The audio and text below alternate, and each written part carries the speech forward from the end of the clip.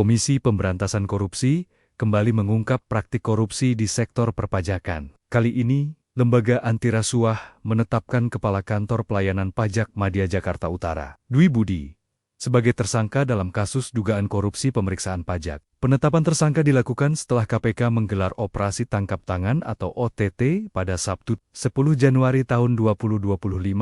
Dari operasi tersebut, KPK mengamankan sejumlah pihak yang diduga terlibat dalam praktik suap terkait pemeriksaan pajak. Tak hanya Dwi Budi, KPK juga menetapkan 2 pegawai pajak lainnya sebagai tersangka. Mereka adalah Agus Syaifuddin, Kepala Seksi Pengawas dan Konsultasi atau Waskon KPP Madya Jakarta Utara, serta Askop Bahtiar yang merupakan tim penilai di kantor pajak yang sama. Selain aparat pajak, KPK turut menjerat 2 pihak swasta. Keduanya adalah Abdul Kadim, selaku konsultan pajak, dan Edi Yulianto, staf dari PT Wanatiara Persada, perusahaan yang menjadi objek pemeriksaan pajak. PLT Deputi Penindakan dan Eksekusi KPK, Asep Guntur Rahayu, menjelaskan bahwa perkara ini bermula dari dugaan manipulasi hasil pemeriksaan pajak yang terjadi dalam rentang waktu 2021 hingga ke 2026.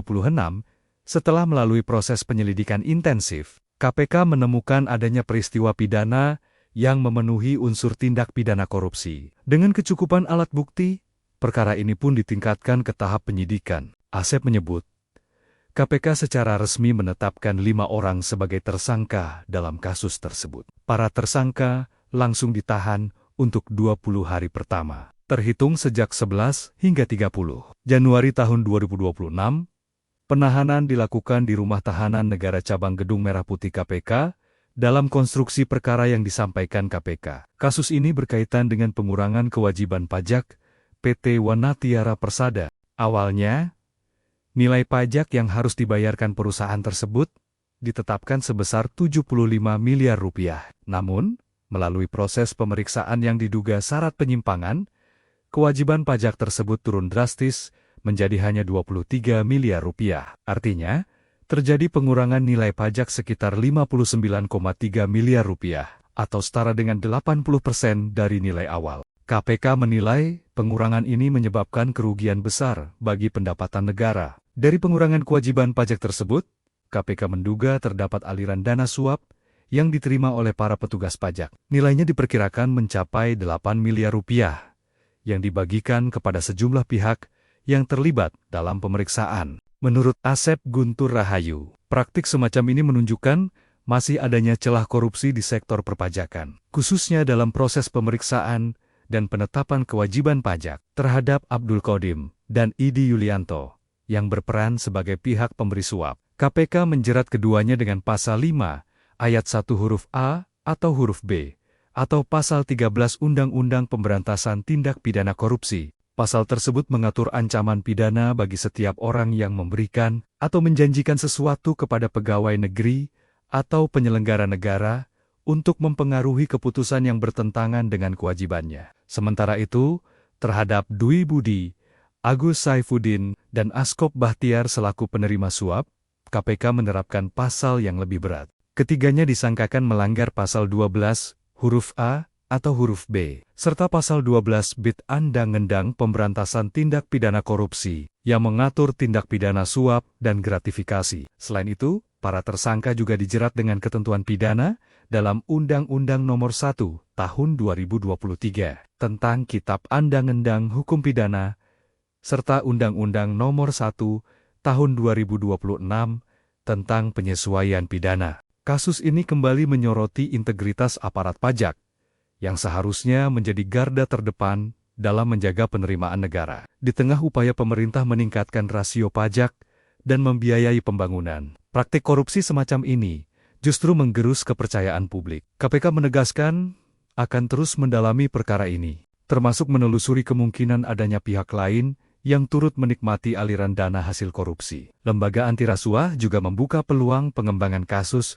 untuk menelusuri pola dan modus serupa di lingkungan perpajakan lainnya. Penanganan kasus ini diharapkan menjadi peringatan keras bagi seluruh aparat negara agar tidak menyalahgunakan kewenangan demi keuntungan pribadi. KPK menegaskan komitmennya untuk menindak tegas setiap praktik korupsi, khususnya yang berdampak langsung pada kerugian keuangan negara dan merusak sistem perpajakan nasional. Komisi Pemberantasan Korupsi kembali mengungkap praktik korupsi di sektor perpajakan. Kali ini, Lembaga Anti Rasuah menetapkan Kepala Kantor Pelayanan Pajak Madya Jakarta Utara, Dwi Budi, sebagai tersangka dalam kasus dugaan korupsi pemeriksaan pajak. Penetapan tersangka dilakukan setelah KPK menggelar operasi tangkap tangan atau OTT pada Sabtu 10 Januari tahun 2025.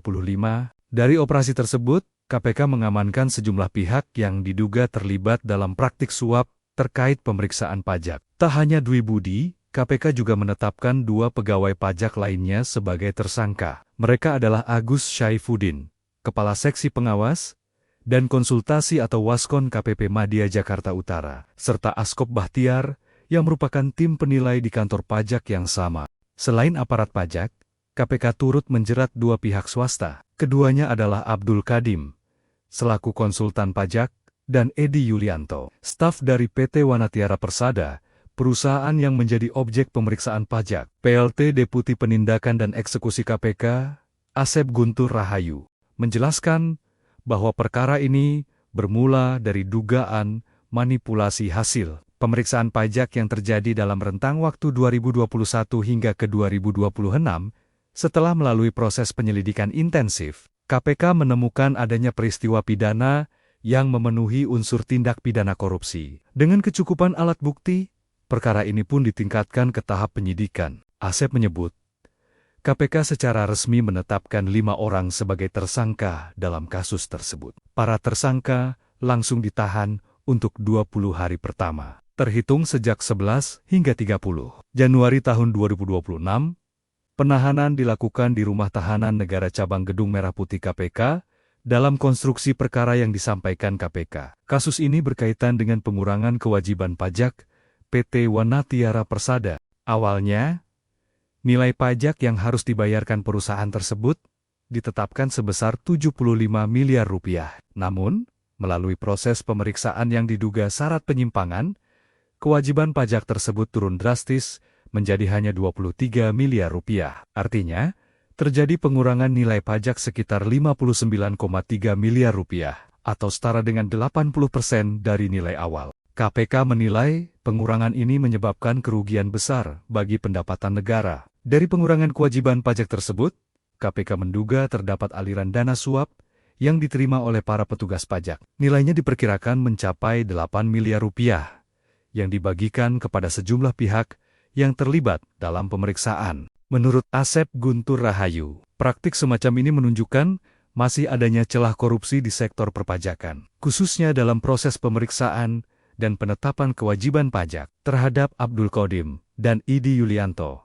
yang berperan sebagai pihak pemberi suap. KPK menjerat keduanya dengan pasal 5 ayat 1 huruf A atau huruf B atau pasal 13 Undang-Undang Pemberantasan Tindak Pidana Korupsi. Pasal tersebut mengatur ancaman pidana bagi setiap orang yang memberikan atau menjanjikan sesuatu kepada pegawai negeri atau penyelenggara negara untuk mempengaruhi keputusan yang bertentangan dengan kewajibannya. Sementara itu, terhadap Dwi Budi, Agus Syaifuddin, dan Askop Bahtiar selaku penerima suap, KPK menerapkan pasal yang lebih berat. Ketiganya disangkakan melanggar pasal 12 huruf A atau huruf B, serta pasal 12 Bit Undang-Undang Pemberantasan Tindak Pidana Korupsi yang mengatur tindak pidana suap dan gratifikasi. Selain itu, para tersangka juga dijerat dengan ketentuan pidana dalam Undang-Undang Nomor 1 Tahun 2023 tentang Kitab Undang-Undang Hukum Pidana serta Undang-Undang Nomor 1